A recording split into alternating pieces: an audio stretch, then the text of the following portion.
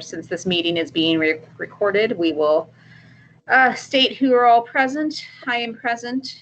Julie is present. John is present. Brian is present. And Sean is here.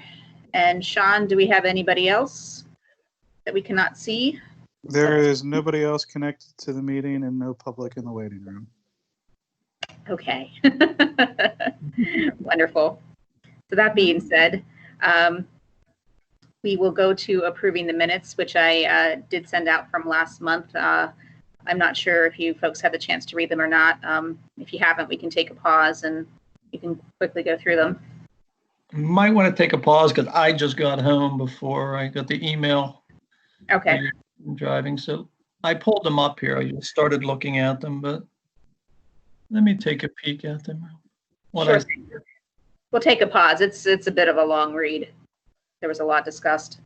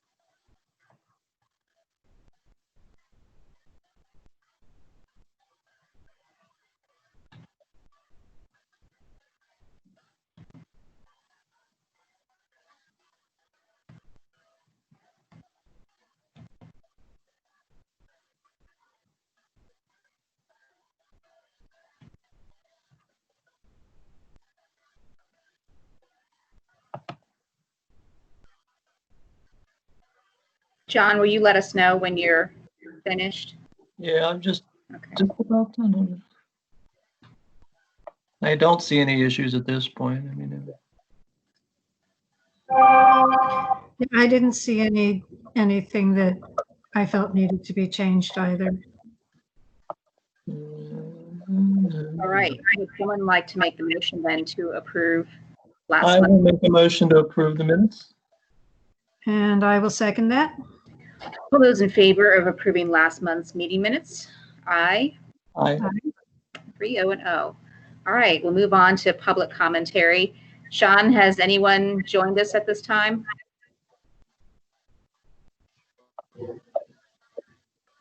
Looking through the list, no. All right. So we will not have any public commentary then, since we don't have any public to comment.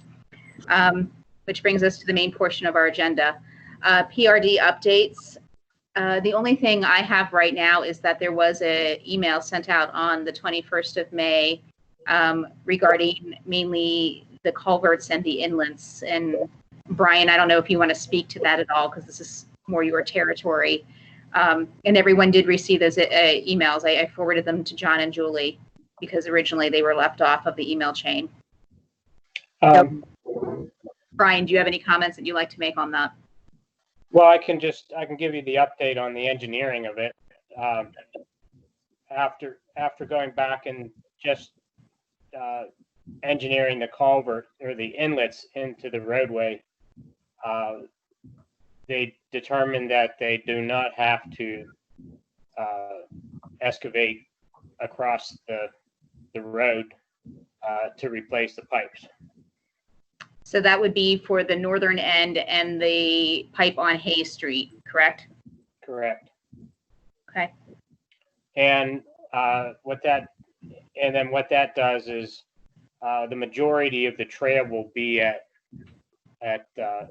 road grade in most places, so that they can properly curb the road to collect as much storm water as possible from the cartway.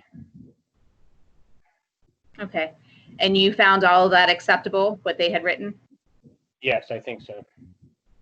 Good. And Chris Rearick didn't seem to have any problems, and so did, I mean, Shoup mentioned it, that it didn't meet the criteria of the final approval, but he said he had no problems with it. Because they were not excavating, replacing the pipes across the roadway. All right. Well, if you think this is acceptable, then certainly we would defer to your expertise on this matter. Yeah, I think it'll function. I think it'll function much better, and the aesthetics, I think, will be better, because we are going to lose a lot of that vegetation along the roadway, and there's really nothing we can do about it because of where it's positioned off of the right of way. We'll just it remains to be seen if any of it can be kept, but I think in the aspect of getting better stormwater management on the roadway is probably our better course. There's an update to the sewage facilities module has been completed, and that was sent to Hampton Technical. Okay, great. Any other updates on the PRD? This is Sean. Brian, did they ever submit the developers agreement to you? I never got a revised copy back from Stephen Victor. No, we have not received anything. I imagine they're still working on that. Okay, I just wanted to make sure that I didn't miss it somewhere. No, I have not heard from them.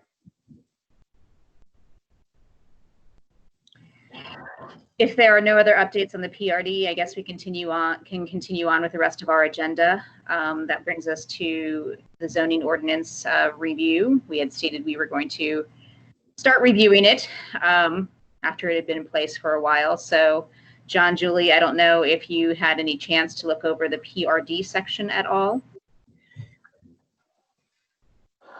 More than a skim, not really, but I did read through it. I was trying to look through my notes before, because I knew there was definitely something that was definitely a tweak, and I couldn't remember if it was the times we were using as far as approval times, but I think those all worked out okay for this. And I guess the amount of PRDs can actually happen at this point with the space that's there is pretty limited, but to what one, but And at this point in time, yes, but Yeah. I think we should certainly try to, forecast for the future of what would be best for the community. absolutely. Yeah, I spent some time, made some notes. One of the things that came up in this instance that was actually in the definitions, the discrepancy between the definition for a dwelling, townhome, and a dwelling, patio home, which I think we could probably correct. The patio home at the end says this definition shall also include townhome or shall not include townhomes. But the townhome definition says it shall include patio homes. I think we probably would do better to make them mutually exclusive and simply insert the word not in that second definition. I agree with that statement. Do you happen to have a page number right now that's on that you could quickly reference so that we can just get that logged? Looks like, Yes, it's on page 42. yeah, just found it on 42, right? Is that what you're talking about? Yes. But it also, and it did say consisting of a minimum of 3, but no more than 4, which we did allow 5.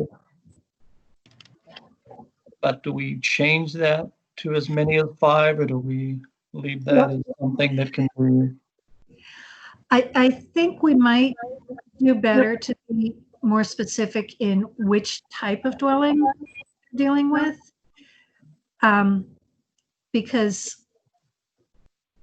we ended up with a hybrid patio townhome thing that committed to us this time in order to do things the way they wanted to. Right. And that had become one of our discussions. So I think if we make the definitions each say this does not include the other, then we won't have that ambiguity. I agree with that statement. Clarity on our behalf helps everybody. So that is something that certainly can be clarified when we put more details into our definitions. Okay. Anything else that you'd like to bring up at this time? Yes. Okay, wonderful. I have some thoughts too, so. Well, it goes along with talking about clarity. At the top of section 1, it talks about preserving our wooded steep slopes. Yes. And the remaining portion of our rural residential, or no, at the rural residential, I believe it is. It's talking about preserving our wooded steep slopes. And the remaining portion of it is on wooded steep slope. I think we might want to be kind of specific about what sort of slope, what grade of slope would preclude being able to do a PRD on a property, because knowing that St. Barnabas owns that steep slope, I'm kind of afraid of what they might want to do if they acquire more of that side of 3 Degree Road, that they might entirely change the topography and want to extend their campus. I don't think changing the topography would benefit anybody but them. We also probably should consider that changing the topography also changes runoff to the creek below, which we obviously have stormwater issues throughout our borough. Right. But I would agree with that statement is, who does this benefit, and is this going against, our original aspect of our zoning ordinance where we want to preserve the wooded areas. And right now, the rural residential is going to essentially be our last wooded area. Right. And the other thing I was thinking about that, I mean, that's a rural residential zone, but there needs to be a limit to how much of it can become a campus that looks exactly like the institutional residential zone, or we have lost most of the purpose for which we enacted our ordinance, which was to keep the rural character of our borough. I would agree with that statement. You know, how do we balance, the character of our borough with development? I think that's very important to certainly discuss. Mm-hmm. One of the things that you could do is that any development on that side would have to be tied into the borough street system instead of, using 3 Degree Road. Because the other problem they have would be water. There is no public water that goes up that section of road. So public water would either have to go up the roadway or it would have to come through the borough at the end of George Street to access that property.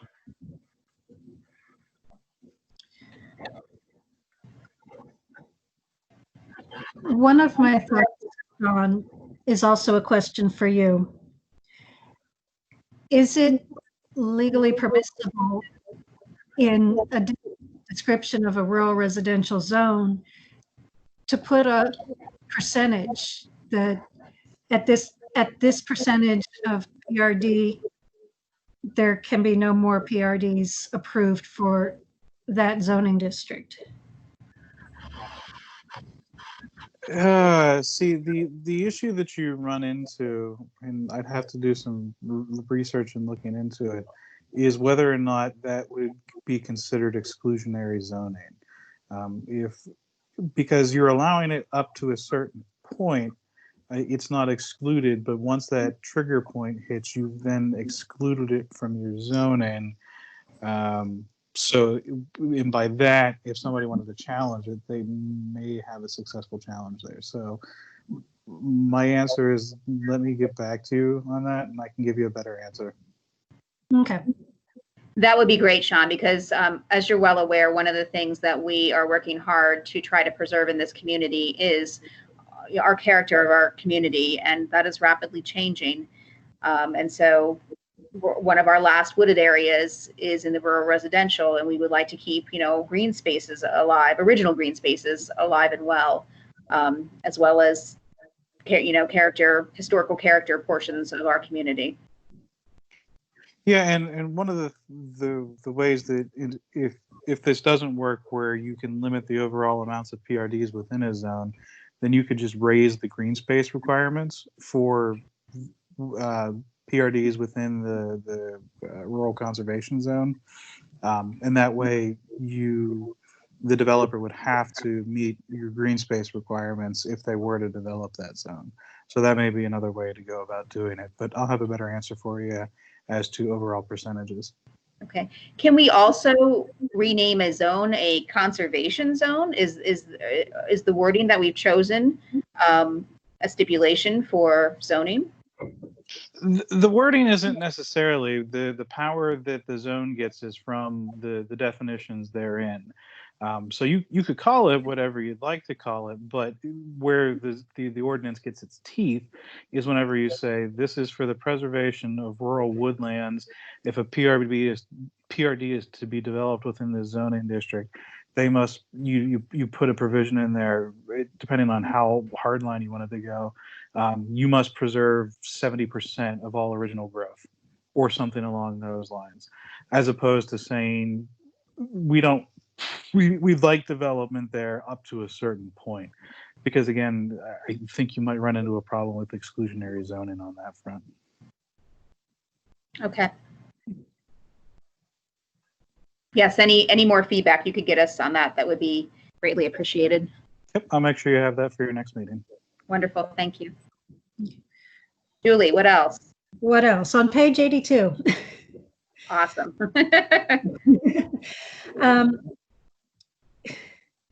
Under item E, where it's talking about the open space, and I think this is probably just a typo that we all missed, but it says open space may be met in part or of whole by, and I'm thinking that probably in part or in whole.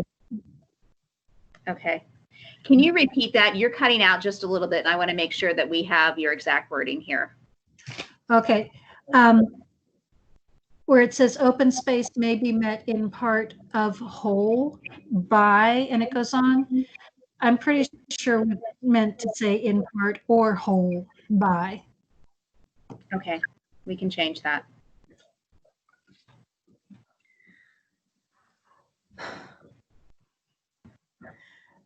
I do also remember us having discussion, even at the time, about requiring a PRD to have 15 acres rather than 12. Yes. And I wondered if we wanted to revisit that. I think that might be something definitely to talk about, considering the space of the current PRD and how much acreage is there, you know, and how much we think would be needed for a future PRD. Absolutely. Okay. That's it for my notes. So I don't have direct notes, and I apologize. I was going to send everyone off a Word document with just the PRD section that we could start changing around, but it did not convert well from a PDF to Word, and it got a little screwed up. So I like to revamp our incentive zoning, because I think if a facility is going to come in, an organization is going to come in and, you know, take up 12, 15 acres of our land for a PRD, I think we really need to focus on what benefits the community as a whole and what can all of our residents use that's part of this PRD. So I would like to revamp, and I don't have exact wording right now. And I'm sorry, I'm hoping the page number is correct. I think it's page 71 where it's the incentive zoning. Yeah, that's correct. Okay. Starting with B, I would like to have a more fleshed out version of either a trail network or a public garden or open space that is open to all of the community. So not just the trail that we have here, but some sort of green space that could be accessed by all of the community that is maintained by the PRD. So I think we can have other choices other than a trail, such as, I don't know, a garden area, what have you. The next thing I would like is that I would like that the developer, where it states under incentive zoning, and I'm trying to find the words right now. Number 2, the developer may provide for one or a combination of the following. I would like to change that wording to a combination of the following, so that we at least get a green space plus monetary contribution from the developer for our community, so that they will either pick from A or B, and then C will also be a part of that as well. I think we should up the numbers for the contributions from 1,200. I think that was a really good deal. I think that could probably be increased for the future. And I would also like to put, oh, go ahead, Julie. I just said I would agree. I would also like to put that the money can be used for general purposes at the discretion of council. Yeah, because we kind of ran into that the first time, but Yes. Yeah, that was in my notes, but I knew you had it too. Yeah, so we should correct where we ran into some issues. We should correct that. Yeah. And then the other portion of this is that I think a playground is still very important. So either in B, we should add a playground space in there, or we should also keep the 0.20 acres per dwelling to try to get land use for a public playground. Because I think the borough needs to own its own playground for the children, and we currently don't. So I think that is something that our community needs. I agree with that. And once again, I think there's a lot of wording at play that needs to be fleshed out here. I don't have that right now, but those are my initial thoughts regarding the incentive zoning.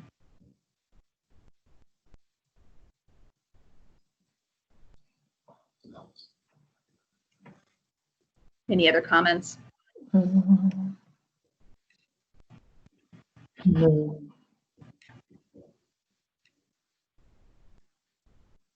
What are you thinking as far as contribution per dwelling is a reasonable amount? I have never looked into anybody else's. I don't know what they do. I have not researched anybody else's either, but considering that we do not have a lot of land in our borough, and if it's being used up for a private PRD, I think that we can significantly increase that contribution for the benefit of the rest of our citizens. Yeah. Sean, oh, go ahead, Julie. I was just meaning, especially, when they're already only paying 60% of what the property tax would be in their in lieu of tax agreement. And yet we do provide all their emergency services and so forth. I think that, it is reasonable to ask for a higher per dwelling amount. I think it's reasonable too. Once again, it is a trade-off and a negotiation between a PRD and a community, and this community does need certain things that a PRD could provide, and I think that's a reasonable trade-off. Sean, do you know of any specifics regarding numbers from other communities that have PRD developments, what they ask in terms of contributions?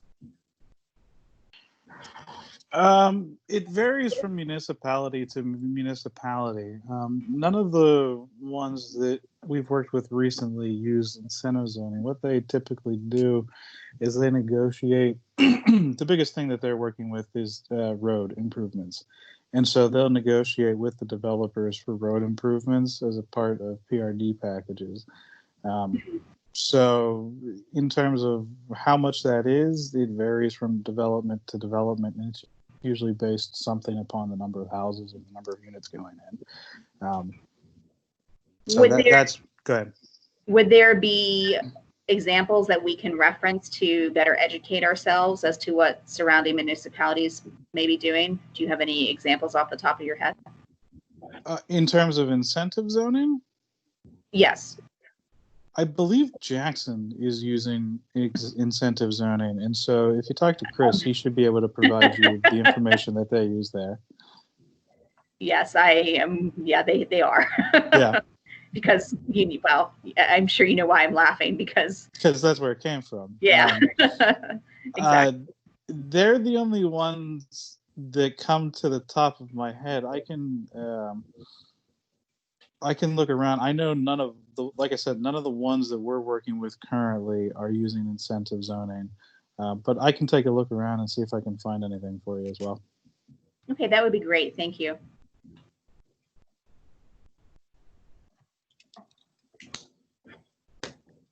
Are there other changes that we'd like to see? I remember that there was an issue with the definition of the woodlands too, that we need to revisit. And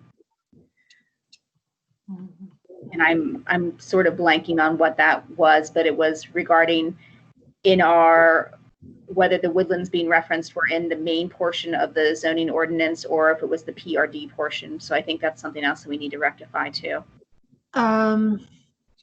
There was where was it? I'm looking, but there was a spot in the beginning of section 10 where it said that this overrode the section 15 amounts of conservation. Yes. Yeah, I'm looking for it. And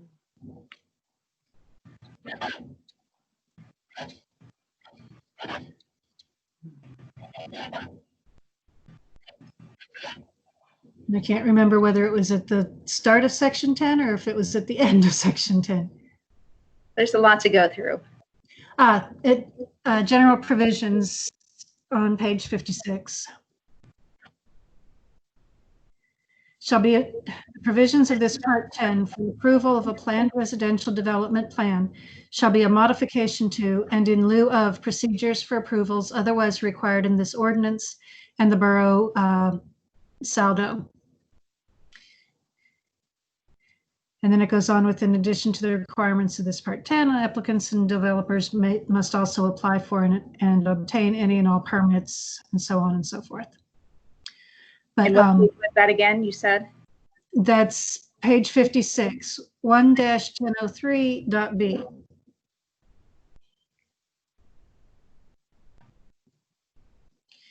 So it might be best in this case if instead of trying to change that wording, we line up the requirements with our section 15 standards, so that as far as the percent of mature trees and so forth that need to be kept, so that we don't run into, Discrepancy. losing. Yeah. I agree with that.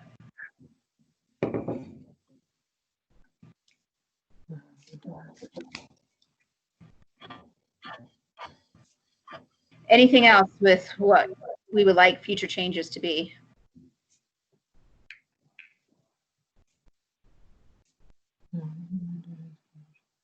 I don't believe so. Beyond 20 feet.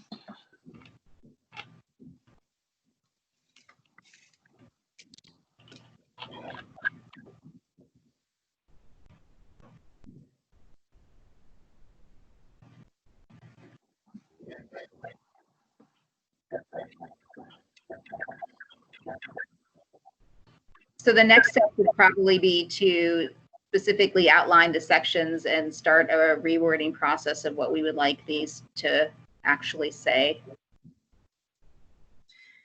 I think so. And then we're going to need to look at our other sections, because if we don't want to be holding multiple public hearings, we want to get as much done at once as we can.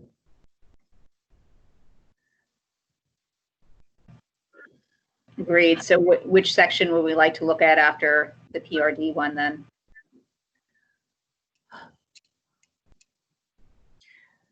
Were we having issues with signs? Well,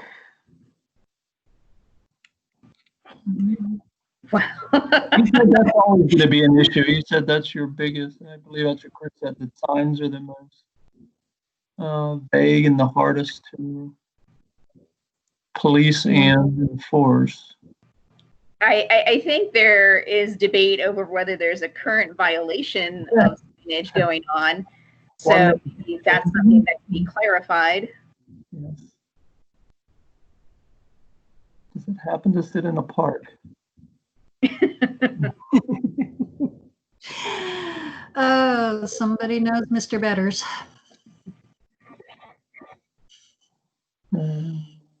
Or else gave him the idea. So we're saying we should probably look at, per Chris Rierick's recommendation a long time ago, that signage tends to be a cumbersome area, and we should probably revisit. I would think that would be. Yeah.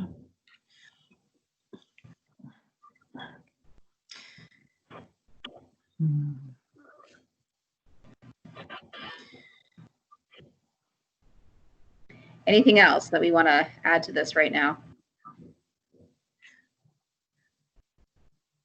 I don't think anything's come up amongst like our residential area.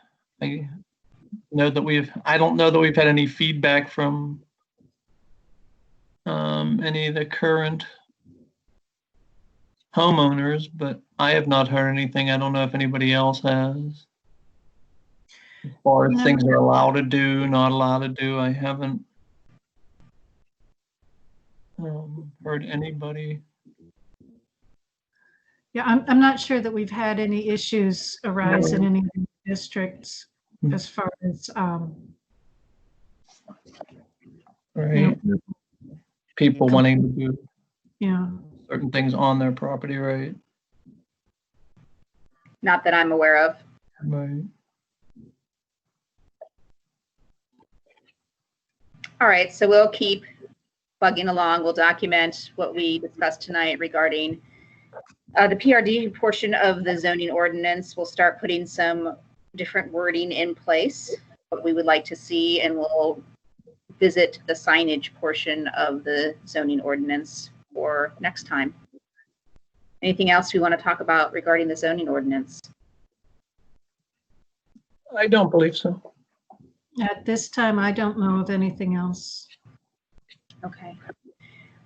This probably brings us to future meetings, of which Brian and Sean can maybe advise. Obviously, we're doing the remote meetings right now. That's probably not going to be the case for July. Brian, Sean, do you have any updates that you want to talk about regarding the meetings from here on out? Our June 8th meeting is going to be both remote and public. We're currently working on, we're going to set up the chamber and such, in a different fashion so that, council can social distance at the table, and then we'll just have to limit, spaces for public attending. We will have, Crystal believes that it's a good idea that we mandate that, mask wearing, at least, for a couple months here to see what might, develop. I think council was going to purchase some surgical masks just in case people would not bring a mask to a meeting but would still want to attend. We're not going to say, you can't attend this meeting. You don't have any PPE. We have PPE for you if you want to attend the meeting. And then we'll just have to do our sanitizing and cleaning and whatever else we can do to adhere to the CDC guidelines. I agree with the PPE. Sean, I have some questions for you, and this specifically regards me. I'm immunocompromised, so I want to know a couple of things with what I can and can't do. So my first question is that can I call into a meeting and that still be okay to do as far as attendance? I believe the council passed what's called the Milk Marketing Board resolution, which allows for attendance of council persons by remote means. So I don't have any problems with that. If the council hasn't passed that resolution, we can get that to you for Monday, so the council, if they're so inclined, can pass that resolution. Brian, I would like to do that and to include Planning Commission if that's possible. Yeah, was that resolution included in the emergency declaration, Sean, or is that a separate resolution? I have to look at which one we did for you guys, because we were doing a bunch of various different ones whenever they were coming around. We already have it pre-formatted out. It just, all it says is it allows for telephonic or audio-visual attendance by members of council to count for a quorum. Okay, I don't remember reading and signing that. I just remember signing what was in the emergency declaration. Yeah. Okay. I will make sure that we get that out to council for Monday. Okay. Thank you. I have another question too. So right now, I would feel fairly comfortable going to a planning commission meeting with everyone social distancing and wearing masks, me being present, as long as I could pretty much stay in a corner. What I don't know how to handle is that if somebody wants to come in person and they refuse to wear a mask, I obviously cannot get into a confrontation with anyone who refuses to do that. How should we handle anything like that, Sean? Well, it's a little bit of a sticky issue right now because the governor and the secretary's order, as it stands through yellow, and it doesn't change a whole lot when it goes to green, is that masks are heavily recommended, but if a person says that they have a legitimate medical reason to not wear a mask, then they're not required to wear a mask. So, Nor do they have to prove that. yeah, nor do they have to prove it. All they have to do is say, I have a legitimate medical reason. And they don't have, you can't ask any further than that, because then you run into HIPAA issues. So where the sticky situation is if someone is being belligerent about it, then you could probably work on ejecting them for disturbing the peace. But who's going to do that? well, if it's going to become a persistent issue, it's the same thing that we would say if you had somebody who is a repeat troublemaker. You have a constable there so that just in case something were to happen, the constable can then drag them out of the meeting. But short of that, local governments are kind of stuck in regards to they can heavily suggest what that people wear masks, but they can't force it if the person says no. So I wish I had a better answer than that, but unfortunately the government is limited in what it can do. So if a person responds, if we request a person wears a mask and a person says, well, I don't believe in that and I don't want to, what would be an appropriate response from us? Because now the person has said, I know they have not said that I have a medical condition and I can't. They have said, I don't want to, or I don't believe in that. What should we say? I mean, from a legal standpoint, you say put the mask on, and then if they don't, then you need to make a decision about whether or not you want to eject them from the chamber or not. And I'll be the first to tell you that it's safer to probably eject them from the chamber, but that is a guaranteed way to end up on the front page of the Butler Eagle. Okay. All right.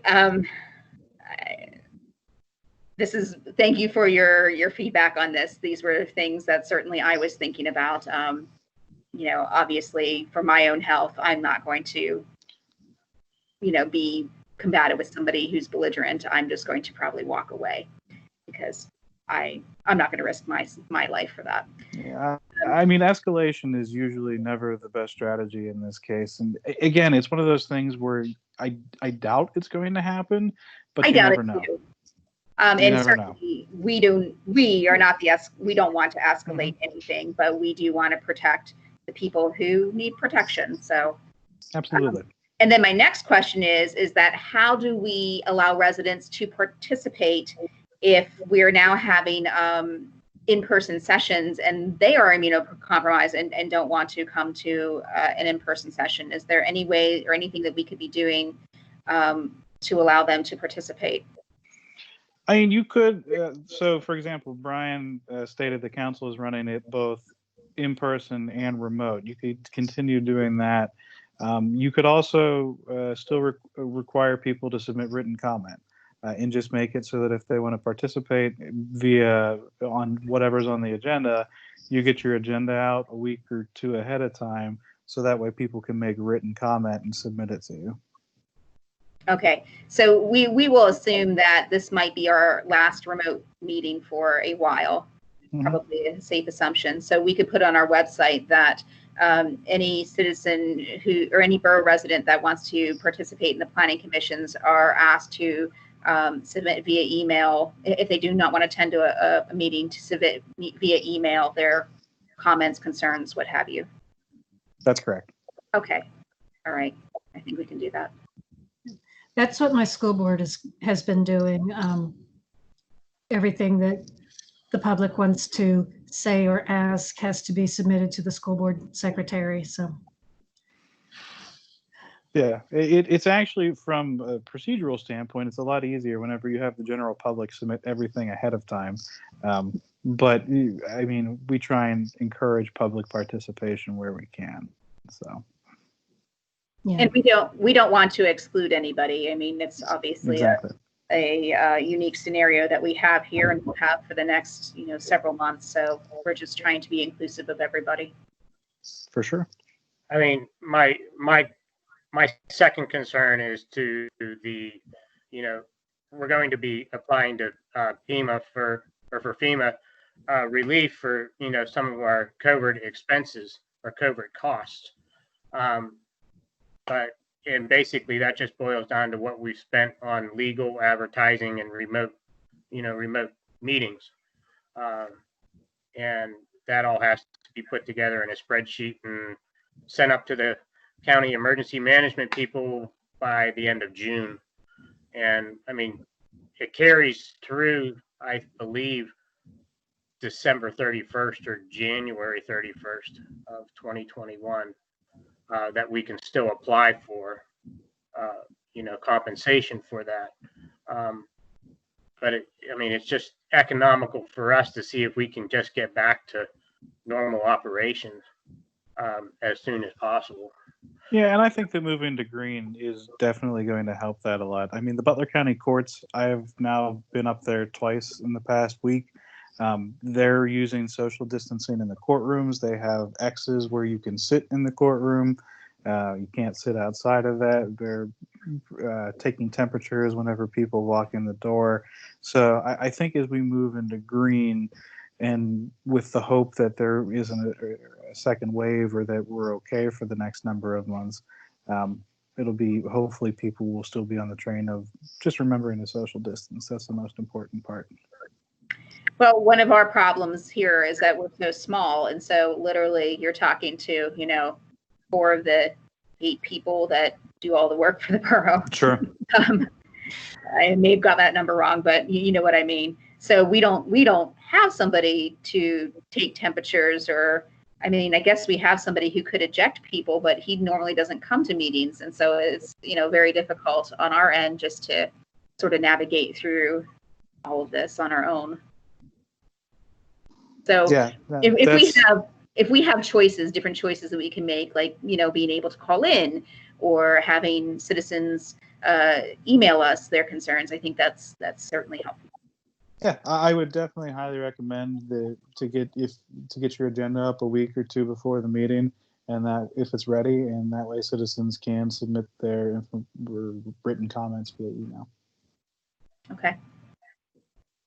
The other thing we might be able to do, Tori, is upgrade our phone system to, accommodate a conference call, via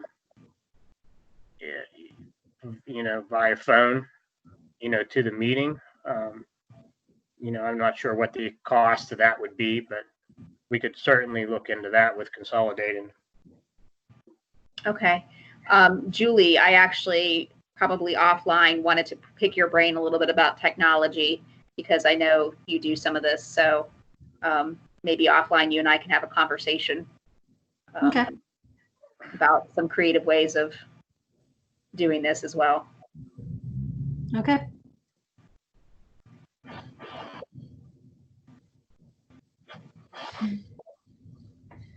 All right. Any further discussion about anything? I don't. I think we've got a fair bit to chew on till July. Which will be We here. do.